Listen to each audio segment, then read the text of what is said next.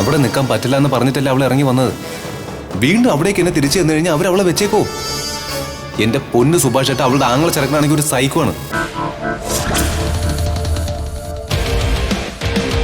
ഇവരൊക്കെ നിന്നെ തല്ലാനും ചീത്ത പറയാനും കാരണം എന്താ? എനിക്കൊരാളെ ഇഷ്ടമാണ് മാഡം, അതിവർക്ക് ഇഷ്ടമില്ല, അതാണ് കാരണം. നമ്മുടെ ഡിവോഴ്സ് കഴിഞ്ഞ് നിങ്ങൾ മറ്റൊരു കുട്ടിയായിട്ട് പ്രേമമുണ്ടായി. ഇങ്ങനൊരു സാഹചര്യത്തില് ആ കുട്ടി വീട്ടിൽ വന്നു നിന്നാ നിങ്ങൾ എന്ത് ചെയ്യും?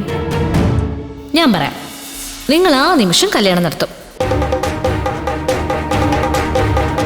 ഇവരിൽ നിന്ന് എന്നെ എങ്ങനെയെങ്കിലും രക്ഷിക്കണം മാഡം. മാഡം ഇപ്പൊ വന്നില്ലായിരുന്നെങ്കിൽ വാതിലും ചവിട്ടി പൊളിച്ച് അകത്ത് വന്ന് ഇവരെന്നെ കൊന്നേനെ.